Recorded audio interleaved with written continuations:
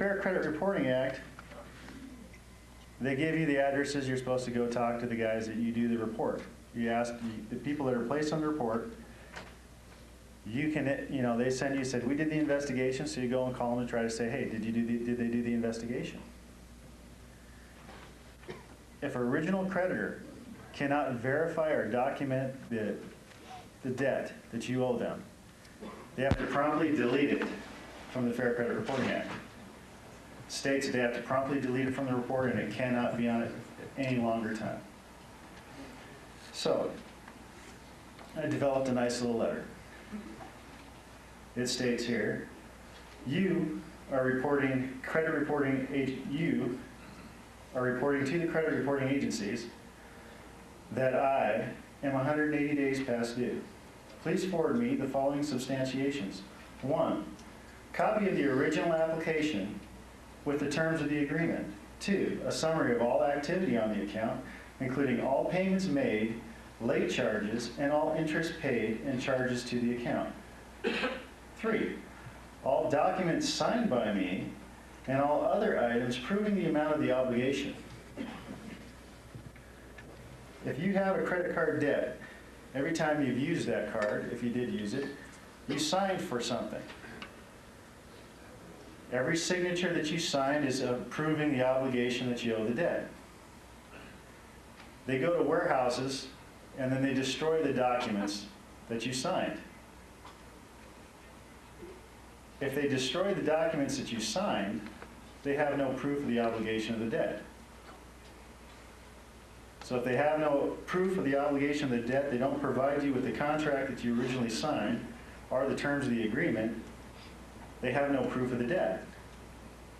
If you send this letter, which is going to be on the CD, to the original creditors before you do the disputes to the credit bureaus, you have your proof that the original debtors, the original creditors, don't have the documentation.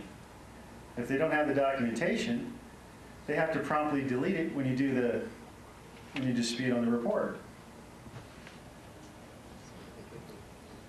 Everybody getting it? Okay, so now you have proof that when they give you the report back, that you ask them to do the investigation, you know that you have the proof that they don't have the documentation. When they send you back the credit report after saying that they did the validation, you have proof here that they don't have the documentation. It's supposed to be removed from the report. Yes? What do they do with things that have been purchased over the internet or over the phone? The only thing that you're obligated by is what your signature is. It's on the dotted line. That's your proof of your obligation. If it's over the internet or over any other transaction, they don't really have a signature collateralizing the debt. How about an audio file? An audio file is not, it is evidence in some states, but it isn't in others. But you still have a termination date of 3 days. If you order it on the phone, then you decide, hey, why did I order that? And you basically, you call them up and say, hey, I cancel this contract. I don't want to order this. Another thing that people do not know is that every credit card that is issued can have everybody understands what a stop payment is on a check. You can do a stop payment on a credit card. But a stop payment on a credit card can be 2, 3, 4 years after the item was charged to the credit card. Wow. Really? Is that on the CD? Because of what it does is when you say that, you find out you bought something, you got the product, it wasn't what it reported that it was. If you call Visa and say, I want Visa or MasterCard, I want to stop payment on this item, what do? Visa owns the logo to use cards, right? For both those companies. Those companies can go forward. They go to the merchant that you ordered it from. Would you like to would you still like to use Visas and MasterCards to collect debt, or to get payments? Then you are going to credit back this account, or you will never be able to use a Visa card ever again for your company. That's how they have over. So what does the company do? It's got to credit back the money because it still wants to get ka-ching, ka-ching, ka-ching. Wants the money coming in. That's one thing that nobody knows, hardly anybody knows. Everybody knows about a stop payment on a check, but they don't know about a stop payment on credit cards. So that's one thing to keep in mind. If you ever order something and it comes in some place. Stop it. You call the credit card company and you dispute the debt that they have and say that this was not what they reported it was. I believe that it's either consumer fraud or they misrepresented what they sent me. So please credit back to my Visa account this amount. It might take 2 letters, but they will credit the amount back to the card, and they go to the merchant and makes them pay them back. Because Visa's not going to get out of their money, neither is MasterCard or American Express. They're not going to get out of their money. If they allowed the company to charge it, they take responsibility that whatever they gave the person was a good product. Okay, the Equal Opportunity Act states that all paper documents for credit transactions have to be kept for 25 months. Okay, at the end of 25 months, all original documentation is usually destroyed. That includes the signature cards, applications, the original applications. Bank of America keeps all documentation for 48 months. But usually they destroy it after that time period, after 4 When you years. say all documentation, are you talking about from the beginning of the time that you get a credit card, or from the time that you've used them moving forward? I mean, let's say you No, had a credit card. from when the original application that you signed Right, to them, the original application is destroyed in 4 years. The Equal Opportunity Act only states they have to keep it for 25 months because of minority status to prove that they gave loans to minorities. Then they can destroy the documents why would they do that? because they don't want to keep that much paper. Cost money. I mean, if you think of how many people have credit cards, how many applications that they fill out, how many get turned down? The ones that get turned down, they still have to keep for 25 months. And they send 6 billion of them out every year. Yeah, I mean, it's a lot.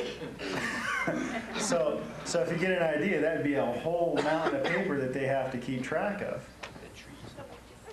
Do they don't microfiche the stuff?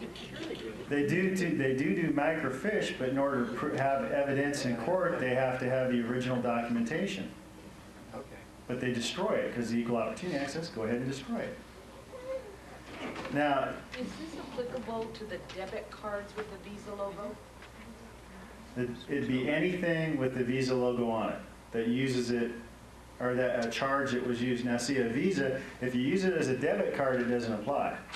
But if you used it as the Visa and the Visa logo, and they ran it as a credit card, then it would apply. Yeah, because you're getting credit instead of using your own money. Right. So, moving on. The exciting thing about all this is when you do a dispute, let's see. Can you scroll down to the second letter? Should be going down. You're going to go through a bunch.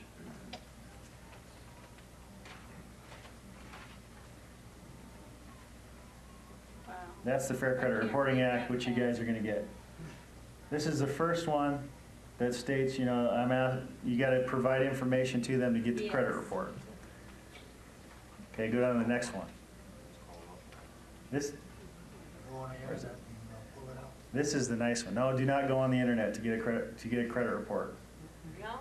If you go on the internet to get a credit report, your FICO score will drop 100 points Really? Why is that?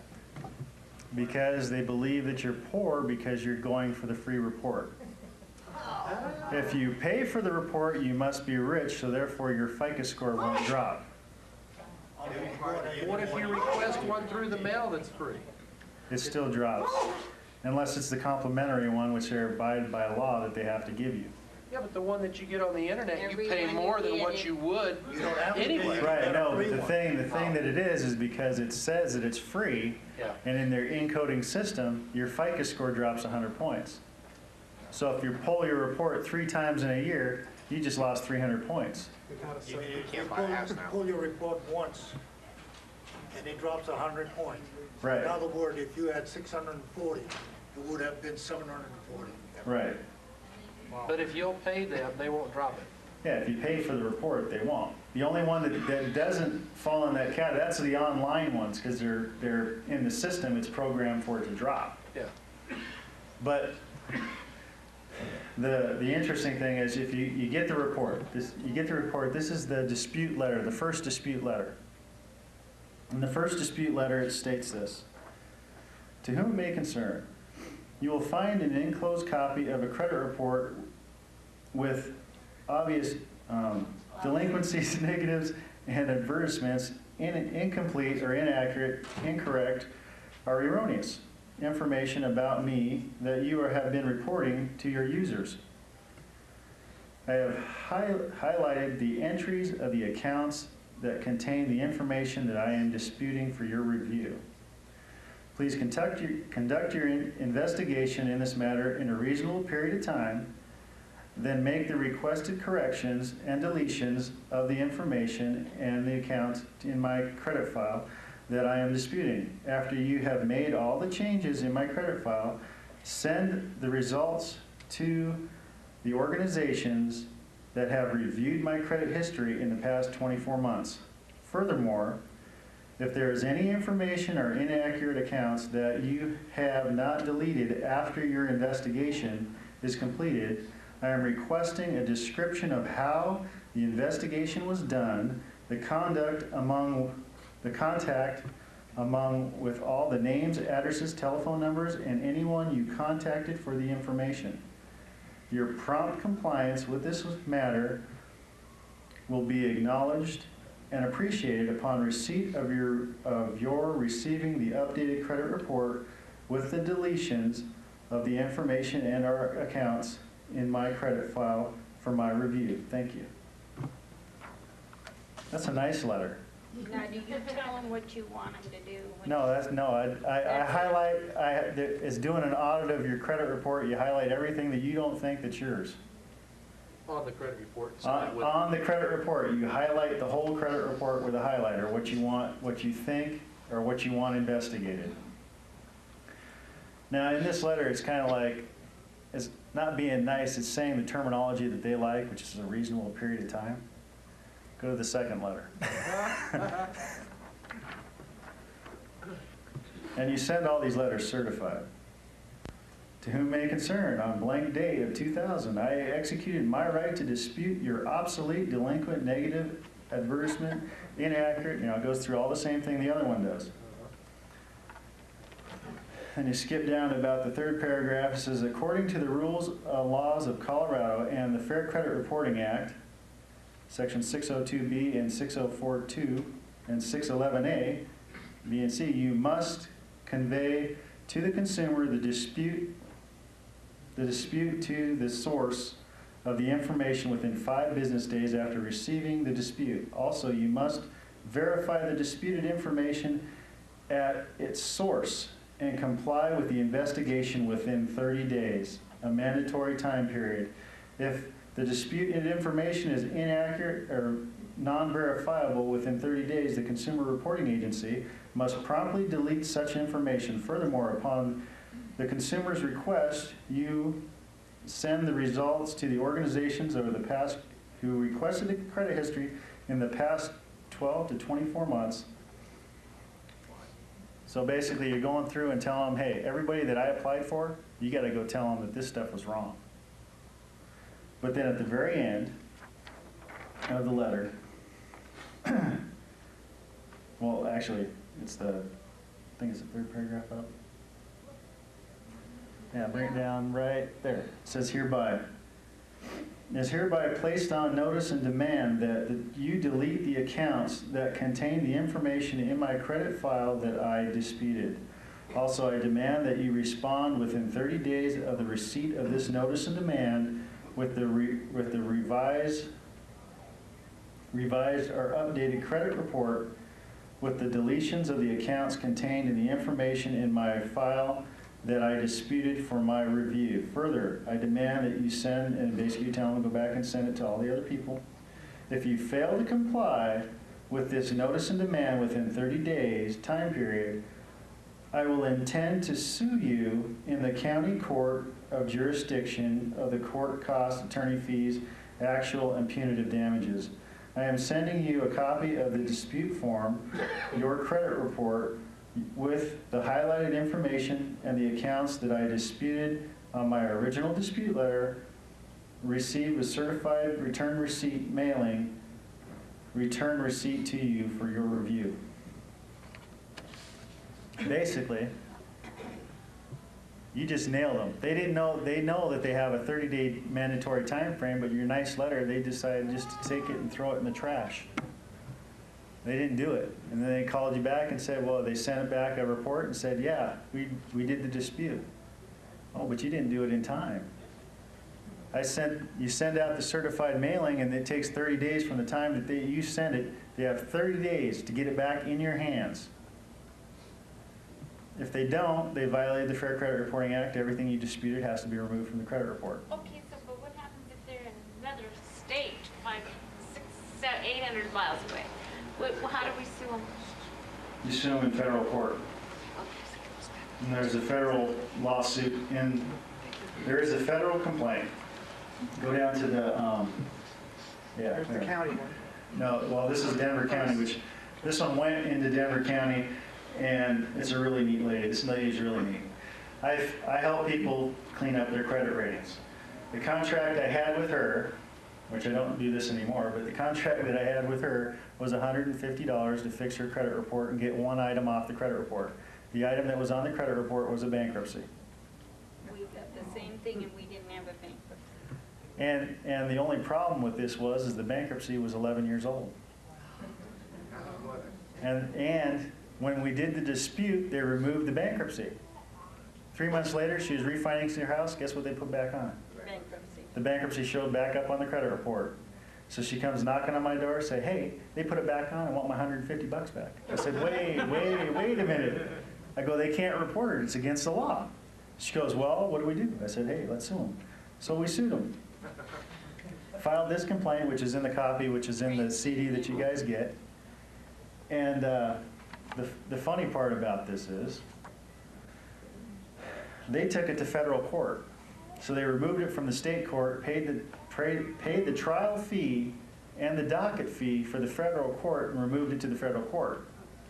When they moved it to federal court, she amended her complaint, adding in all of the Fair Credit Reporting Act, not just the state act, but was in the first one. Which now she gets its trial by jury in federal court, and they paid for it. Why did they move it? They moved it because some of these within this complaint, the first complaint stated that there was the Fair Credit Reporting Act. Well, they removed it as diversity of citizenship because they're a corporation of another state, and because they had a federal question that the state act should not apply because the federal act should apply. So when they removed it, we made the federal act and the state act both apply in federal court, which kind of made them mad. It was going to trial, and basically what happened is they gave her a phone call. And they asked us to put in an idea of a case that we thought that this represented. The only case that I could find that would represent what happened to her, where they put a credit report on, where they put a bankruptcy on, and then they removed it, was Dun & Bradstreet against Fox. Dun & Bradstreet against Fox settled out, well, actually they got a judgment against Dun & Bradstreet for $750,000 for one mistake, which was reporting a credit report bankruptcy on a business credit report that wasn't a business credit, it wasn't a business bankruptcy. So, and it wasn't the guy's report either. They just put it in there because his name was like the other guy's name. So they settled, they basically got a judgment against them by jury for $750,000 in punitive damages and about, I think it was about $50,000 in actual damages. So that was the only case we found, so we said we gave them that statement from that. And what they did, I don't have it in here, but what they did after that is they sent us their Lloyd's of London insurance policy. The Lloyd's of London insurance policy states that they were insured per incident $77 million per incident. You know how much you get. Wow. But she didn't go for the insurance because in a way that was a bait and switch. If you go sue the insurance company before you've settled the case with them, you have to give notice to the insurance company that you're suing the company because they made us aware of the fact that there's another party that insured them. But basically what happened was, after about 9.5 months, from start to finish, they wanted to settle out of court. And she really didn't want to go to trial because she'd gotten in an argument with the judge. But basically the judge, she got one judge was, they wanted to put a magistrate on it. She didn't want the magistrate. She wanted a judge because she paid for a jury trial in the state court, and they paid for the jury trial in the federal court, so she wanted her day in court. So the judge says, well, I'm giving you 3 months to go to trial for the status conference before you go to trial. Then what happened was, is they called her up on the phone, they said, look, we will remove. The other thing was, I'm sorry, I forgot something. The other thing was that she applied for a credit card, and that's how she found out all this happened. She applied for a platinum card because she has had excellent credit and should have got the platinum card. In their settlement with her, they removed the bankruptcy. They gave her the amount of money that would be on a platinum credit card as one damage, which was $10,000. Plus $65,000, so the total is like worked out to be $79,000 cash for her problems, plus the court costs for filing the case. That was a year's salary. So basically, for $350, I mean for $150, it worked out to where she got what she wanted from them. Did she ever get her 150 back from you? No, because of the fact that she won.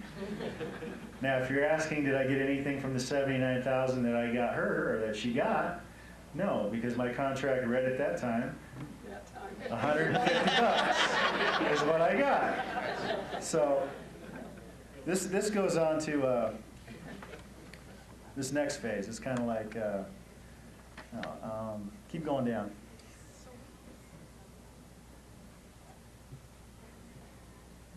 Way down, this is like,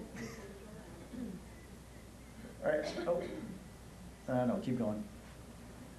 Okay, stop right there. Move, yeah. All right. Everybody like Walmart stores? No? Neither do I. Well, actually, I do now. I didn't then. What happened was, has anybody had a checkbook stolen from them or a wallet? Okay. I had a box of checks stolen. 250 checks. They didn't use the checks I had. They made their own. They took and they did a wash job. They went on the internet, got a computer, printed out their own checks on check paper, got VersaCheck, and made some really nice looking checks. When I went online to go do my adjustment on my bank account, I'm on check 200 because I just moved to the state. All of a sudden, check 5001 comes up. I haven't written no 5001. It was for $2,500 for, I forget what you call it, Sunglass Hut or something like that. They bought Oakley sunglasses. They bought everything under the sun. I think they bought just about anything that they could get their hands on in a 3-day period. They wrote more checks than anybody could write. I mean, they must have handed them to their friends and go have fun, you know? So Walmart stores send me a nice little card in the mail, pink, bright pink envelope. They're not supposed to do that, but it's a nice little greeting card. They send it to me in the mail, and it says, we're attempting to collect this debt. You owe this debt on these 2 credit cards, or two checks. I'm like, I don't know this, they're stolen. So I call them up. I don't know this, they're stolen. So, well, that's not good enough for us. I said, what do you want me to do? They said, go get a police report. Well, for one, I filled out a police report, but I didn't know whether they got stolen from me en route to my house or stolen from the bank because I never saw the box. So I don't know which end they got stolen from. So I went to the police report, went down to the Westminster Police Department, filled out a report saying, you know, these guys, this is forgery. Here, police report, thank you. Filled it out, faxed it back to Walmart. Now, there's going to be a really funny thing about the fax machine in a minute. I faxed it to them. They got it. Everything's happy. They're really happy. Thank you for being a nice, concerned citizen, you know, showing us this, the proof, the affidavits of fraud and all this. Thank you very much. We're not going to do nothing. We understand what happened. You're fine. Anybody tells you you're fine, look out.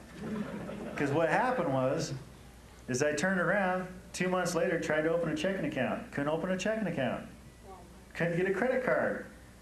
Couldn't get anything. I tried 19 banks. You didn't try 19, you were big. I did too, try 19 banks in 7 states. No,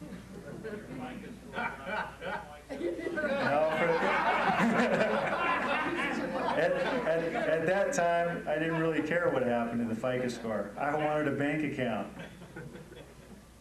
Because I was going all over the place. Well, it's just funny. I wanted to prove that would be a damage. Every time you try to get something, it's a damage when they don't give it to you.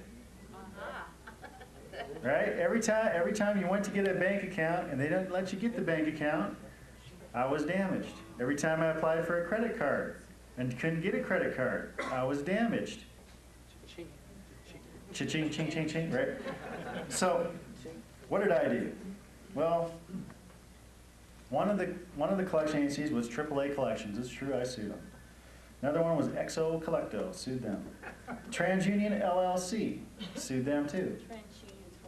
Walmart, no, they're really nice. I know a really nice attorney who represents them that says as many people that wants to sue him, he's happy for it, he'll defend them. He told me that. He said I couldn't sue them again for what they did here, but if I did a dispute and they didn't do it right, go ahead and sue me again. I need to work. That's what he told me. I wonder if Sam also knows that. So the funny part is I did sue him. And Wexler and Wexler, basically when I pulled the credit report finally, paid $25, pulled the credit report, I found Wexler and Wexler on there. I have no clue who Wexler and Wexler is. They're a law firm. Then we got into a discussion between the law firm and me, and I said, look, it's stolen. They said, we don't care. Send us proof. Well, at that time, I was so tired of sending proof. I was so tired of sending proof to everybody, I just sued them. So I filed this suit, and it was really funny too, because Wexler and Wexler's answer says, and one of the things I stated in here, which I didn't know then, but I do know now, is that the state of Colorado has a law that states that nobody can collect a debt in the state of Colorado without paying a collection agency fee and license. If they don't have a license, they have to pay a $10,000 fine. Texas also has it.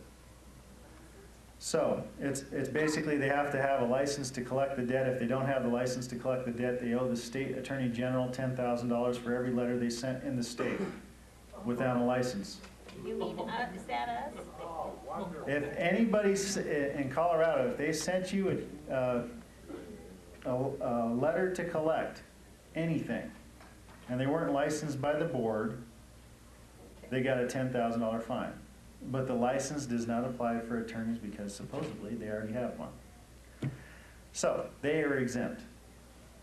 But they're not exempt from the Fair Credit Reporting Act. Well, seeing how I really got upset over all this. Wexler and Wexler had 2 people, Denise Brown and Lisa Green. Okay? They were working in their collection department. Without a license. They were working in their collection department without a license to collect the debt in the state of Colorado. So, it doesn't apply to the attorneys, but if they have people employed by them who are working at full time of collecting the debt, they have to be licensed. They didn't like that idea. That's what it was. Now, the fun part is let's see here, where is it? It's number 6 on the, go down to number 6. Keep going, keep going. Right here, this is Right there, that's a great clause to put in something you're giving somebody. I'll read it. True. The true names or capacities, whether individual, corporate, board of directors, shareholders, associates, or otherwise defendantships of defendants, does 1 through 300, including an unknown at the time of filing of this complaint, the plaintiff, who therefore sues, says defendants such as fictional names, and will ask leave of court to amend the complaint to show their true names and capacity of defendantship.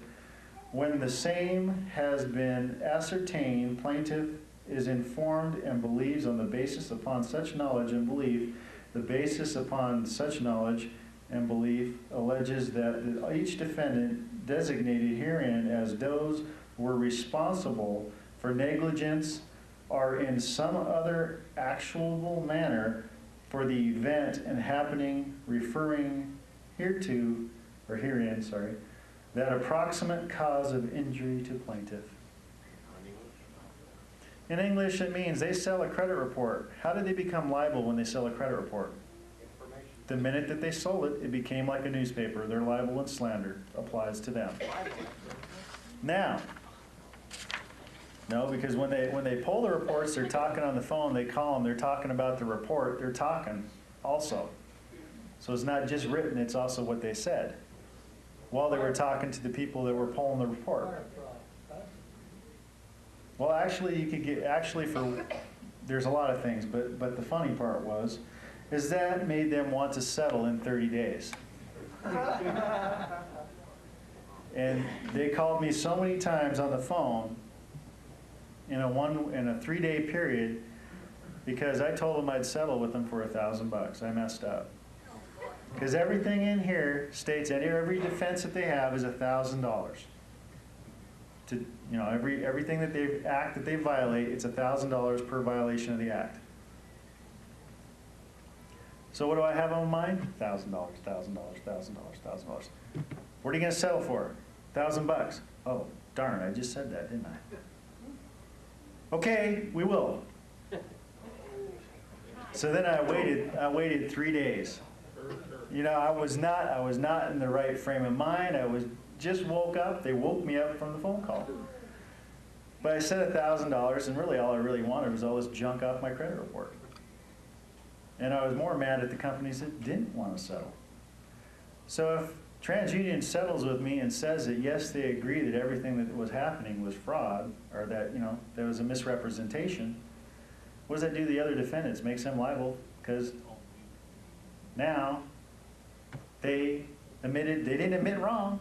They just admit that somebody gave us bad information and we're not going to be accountable and you're not going to be accountable. We'll just give you this report. Does this appear the way you want it to appear? No, it is not. That's what they said. They said, does this report appear the way you want it to appear? Really? Can you put I that said- up around 780? I said, well, no, that's my next dispute, is the FICO scores, but that's a different thing. I believe my FICO score is 700. Please investigate it. Right?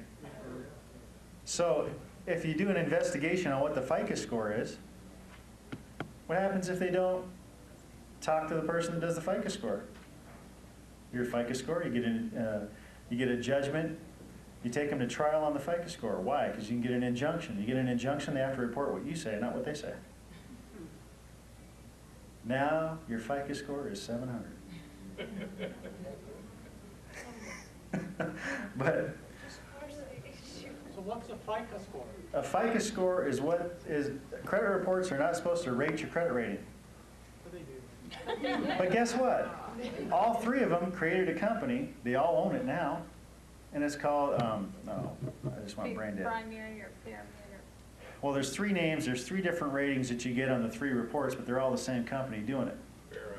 Fair Isaac is the company that created the software that rates it. So the credit bureaus are not supposed to rate your credit report. In fact, if you do a dispute on the FICO score, they say they don't have to do it because they didn't rate it. They're just telling you what everybody else says it is. But getting back to this, because I'm kind of a little off time here. They settled out of court with me for $1,000. Not as much as what the other lady got, but I was happy, got everything off the report. But Walmart and AAA collections haven't settled in this case yet. Because I don't want to. Not yet. Okay, now we're going to go to the Fair Debt Collection Practices Act, which is really fun. We should keep going. Scroll, scroll, scroll.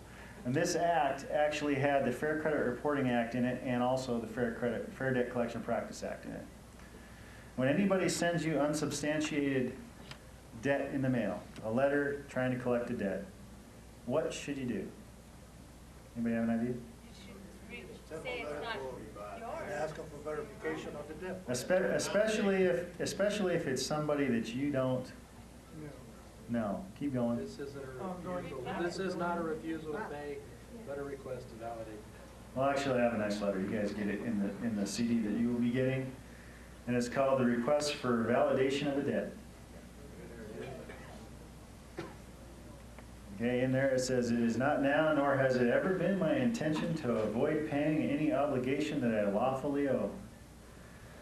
This is not a refusal to pay, but a notice that your claim is in dispute. This is a request for validation made pursuant to the Nevada Fair Debt Collections Practice Act. Please complete and return the attached disclosure state request form." This is for Bank One. Go to the next page.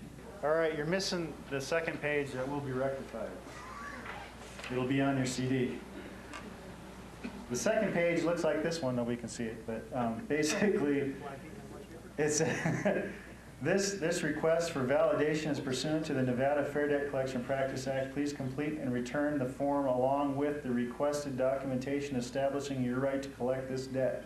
Any claim will be considered if any portion of this form is not completed or returned with the requested documents by remaining silent and not responding within 30 days shall constitute a failure and a refusal to validate your claim and will invoke the doctrine of consent and acquiescence, constituting a tacit agreement of Bank One, Inc., and the following. The collector alleges and attaches as bogus, null and void, and having no force and effect in law. The collector will waive all claims against the debtor named herein.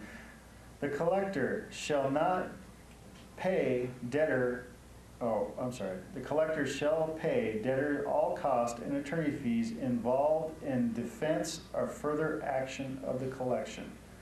The collector will cease communication with the alleged debtor. The collector will abide by the Privacy Act notice by not releasing any information about the debtor to any third party. Now, what do I ask for? I ask for the assignment contract between the parties, the name and address of debtor, the account number, attach proof of authority to collect the alleged debt with certified true copies for all assignments or agencies' assignments from whoever or whatever principles that there is. Attach a copy of the underlying original contract breached by the debtor. Have any instrument claim been made by the creditor or the assignee regarding this account, yes or no? Please provide account number, address, phone number of any insurance company or any claim that is being pursued by this company, by the collector. Has the purported balance of this account been used in any tax deduction claim, yes or no? If so, please provide information. Please list below or attach a sheet of particular products or services sold by the collector to the alleged debtor and the dollar amount of each. Basically what that says is, where's your contract to collect the debt? Who can provide validation of a debt? The original. No, it gets worse than that. It's not just, it is not just, They have to have first-hand knowledge. well, no, they do have to have firsthand knowledge, but that's not it. The only person that can validate a debt from a corporation like Sears is the Sears Board of Directors. Under the seal of the corporation, under penalties of perjury, that you owe that company the debt. If it doesn't come from an officer of the corporation stating an affidavit under penalties of perjury, there's nobody stating to the facts that you owe that company anything. Here's how a corporation works. The board of directors of the corporation does everything that the corporation does. Okay, the board of directors raise their hands and say, we, the board, elect to go buy James a Lamborghini. Everybody in agreement? Yeah. All right. James gets to go pick out the Lamborghini for the corporation. All right, that's how it goes. But when the actual application for the Lamborghini comes in, who signs the Lamborghini's application? No, not me. I work on the board of directors. I'm not. No. The application of the paperwork for the Lamborghini for the corporation is put under the seal of the corporation where the signature goes. The seal of the corporation goes where it says signature. Because a corporation is an entity and it takes all the responsibility of the debt, not the board of directors. If it's elected by the board for the corporation to go do it, the corporation goes and does it and puts their seal on it. Why would anybody else do that? The corporation agreed to go do it. They told the CFO to go get the paperwork for the corporation. Who signs for it? The corporation. Nobody else can. So if anybody else brings paperwork into court stating that the corporation says this or the corporation says that, it has to be an officer of the corporation or the corporation itself. Seeing how the corporation itself can't walk into court, it's got to be one of the board of directors. Do you think the board of directors is going to sit down, fill out a piece of paper saying, James owes us this much money, $25,000 here. Let's put that under seal of the corporation, go down there, go to court. That's what they're supposed to do. The only time I've ever seen a bank officers show up in court is the officers of the bank. The vice president and president of the bank went to a seizure, well actually it's not a seizure, it was a, receivership. The bank was trying to pull the company into receivership. Guess what they had there? They had the vice president, the president, the loan officer, and the receiver to take the property of his company because they had like close to $13 million in property that the bank wanted on a $5 million debt. They pulled, what stopped them from getting the receivership? The corporation declared Chapter 11 bankruptcy the day of the receivership, which stopped everything and didn't allow them to get the receiver in to liquidate the assets of the company. Why? Because the reason why the person filed Chapter 11 bankruptcy was because the corporation, the bank, asked the corporation to ask the vice president, president, and secretary of the corporation to guarantee the loan for $5 million against their personal assets, which included 6 homes. They agreed thinking the banker was their friend. So they went to bankruptcy court. Guess what? It took 2.5 years. Guess what happened in the bankruptcy court? The corporation lost everything that it had. The people that were the board of directors of the corporation still have 6 homes. They lost the property that was owned by the corporation, but they did not lose any of their free and clear property that they owned prior to that one loan agreement. Okay. So, the Fair Debt Collection Practice Act applies to anyone that tries to collect a third-party debt. And just the other thing to know is that any company that moves forward and sues somebody, and the court does not have subject matter jurisdiction in the case. Let's say you get a judgment You don't show up to court because you didn't know what to do, you didn't show up, they got a default judgment. What am I gonna do? They got a default judgment, now I owe them money. Once they go to judgment, they put all their evidence in, they went to court, got a judgment, judge granted it. What can you do? The only thing that you can do at that point is go back and have the record reviewed to see if they have subject matter jurisdiction of the case. The only way that you can do that, there's two ways. One is you do a motion before the court that granted the judgment, which isn't a good idea. The second is to file a separate suit as a collateral attack against the people that tried to collect the debt against you. If they don't have subject matter jurisdiction, the law of voids applies to the case and it wipes out the judgment. And at the same time, if the statute of limitations has ran out to collect that debt, by the time that you go to try to overturn it, if it is void, they can't refile it. It's gone. What's the limitation? There is no statute of limitations on voids. Okay, what's the limitation on collecting the debt? The statute of limitations of collecting a debt is 5 years in Oklahoma, 6 years across the nation. If it's federal debt, it's 6 years. If it's older than 6 years, they're not allowed to collect it. How does one know if the court had subject matter jurisdiction? It depends on what paperwork they put into the court to move their case forward, or what they stated, what law they stated. If they didn't state the facts, like if they say, for instance, on the theory of quantum merit, they owe us $5,000, please give us a judgment for $5,000. They didn't state any law whatsoever in the case. They stated a theory, and the judge granted it because the person didn't show up. Yeah, but everything an attorney states in a case anyway is moot. Well, if there's no witnesses in a case, and the attorney is speaking only for the other party, and you're there, you have testimony, he doesn't. Right. He can't talk. You can ask, you can object and say he's not a credible witness. Where's his witness? Yeah, don't both parties have to be there, not the attorney? Both parties have to be there. The pleadings have to be correct, and the court has, you can't contract away subject matter jurisdiction in a court case. You can't sign it away by contract. You can't give it by consent. So the attorney represents, say, the guy that's suing you, and Right. the guy that hired the attorney that's representing the corporation that's suing you isn't there, just the attorney. Then the attorney, the Supreme, there's Trenzi versus Pagliaro, which is a Supreme Court case, stated that arguments in brief or orally are not sufficient to give the court jurisdiction to move forward in the case.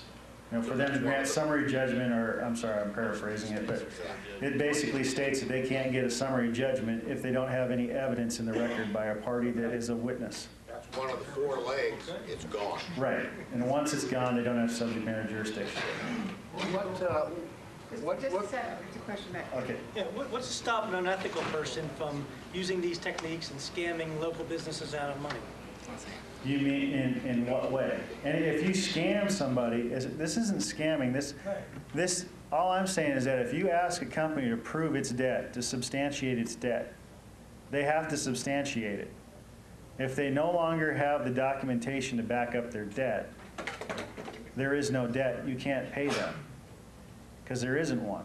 But if I went over and charged a whole bunch of things from Sears, and Sears is not going to come to court, aren't I scamming? Sears always goes to court.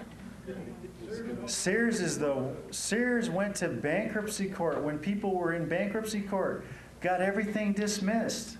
Guess what happened? Sears is sitting right out here. You be Sears. Hello? Oh, I just got done. Where are you here? You're from? What company are you from? Sears. What do you want? Your money. Well, can I work out some sort of deal with you? 'Cause No I way, just- man. I don't know what I'm supposed to say. No, you just say yes. Just Oh, say yes. Yes. Okay, can you take $50 a month? Yes. Okay. Guess what I just did? Waive bankruptcy. No. I entered into a contract with Sears again for the debt that I just got rid of. Okay, go ahead. And Sears also just violated the bankruptcy laws. Right, well, see, they also got thrown in jail, or not in jail, but they got prosecuted and had to That's pay what discharged, fines. that's why they lost that deal. What's the question, Okay. Russell? what is your, there's been several people said that taxes under the Fair Debt Collection Practices Act are included. Okay. And then some other people say don't. Well, okay, under the 1998 IRS Reform Act, they stated, the director stated, one thing that he stated was the fact that the director of the IRS stated nobody ever complained about the IRS. So, because he said that, the director said then you have undesignated authority. I mean, you can't delegate it to anybody else. You, the director, will have to investigate every single complaint. He resigned the next day. The other thing that they stated, the director stated to them, the guy that was the head of the Senate subcommittee, stated to them that the Fair Debt Collection Practice Act does apply to the IRS. A portion of it does. Guess what he left out? Which portion? Which portion? Hopefully, as soon as they ever send me a letter stating how much I owe them, I'm going to ask them to validate it in the Fair Debt Collection Practice Act, and in 30 days when they don't validate it, I'm going to sue them for it, violating the act. Well, I just got a response back from the Department of Justice on that same issue, and they say the whole thing's frivolous because taxes don't come up under the Federal Fair Debt Collection Practices. No, but the IRS is a private corporation collecting on behalf of the government, therefore it's a third party. Any third party that tries to collect a debt, including attorneys, even if they're hired by the client to collect it, has to collect it. And in fact, one more thing, in fact, I think I'm saying this right, it's Hines versus Jenkins, which is a Supreme Court case. The attorneys for a law firm took it all the way up to the Supreme Court and wanted their 1974 exemption back into the Fair Debt Collection Practice Act. Clarence Thomas was the one that was hearing the case. It was his first case to hear. And he denied them their remedy that they wanted, which was to put the act, give them their exemption back. He said there's rules to collect debt. You have to abide by those rules. When you don't, people can sue you. You have to pay them. And that's why it applies to them. Real quick, the reason they're stating what he's just stated to IRS is because they claim to be a secured creditor, as if they have a judgment through a court of law. And that's their justification. Yeah, but still. No, I mean, I'm just saying, because I've run into it with them and I discuss it. The thing is, though, they have to apply and sign a letter back to you. When they send you a letter back, they have to sign it. I know, but they committed fraud and they say they have a secured credit. They committed fraud if they ask you to pay anything above the assessment when there's no assessment and there's no assessment officers. Therefore, if there's no assessment officers, anything that they ask to assess that's higher than, or that is different than the assessment is a felony by all officers that are doing it. Right. Now the question I have. Okay. When did the credit bureaus or the Congress go from 7 years of reporting a bankruptcy to 11 years? No. What it was it's 10 years is how long they have to collect, how long they have to say a Chapter 7 bankruptcy. A Chapter 13 bankruptcy is only reported for 7 years. 7 to 10. From the date of filing? From the date of the filing, it's on the report for 10 years. In Chapter 13, from the date of filing, from the date of discharge of a 13, it stays on the report for 7 years. Okay, the only reason why I said 11 years before was the fact that they reported it longer than what they were supposed to report it in her case. Actually, it was 2 years longer by the time we got done with it all. Is there any other questions? I have a quick question. On the Fair Debt Collection Practices Act, when they violate it, there's a $1,000 statutory damage. There's a $1,000 statutory damage per act, per part of the act that they violated. Okay, so per violation, $1,000 per violation? Right. Okay. That's also, when you ask, the other thing is if you ask for a copy of the original agreement from a debt collector or from anybody that's collecting a debt or from the original creditor, the minute that the original creditor does not apply for it or anybody that you ask for that contract, they violate the Fair Credit Billing Act, which is also in here. The Fair Credit Billing Act states they have 30 days from the time that you demand the contract to produce it. If they don't, they violate the act. The original sign. The original contract that you signed when you originally signed, you signed the application on credit cards. Okay, that's not the contract. No, the contract you actually signed. They have to produce the original document that you signed and the original contract of the time that you signed it.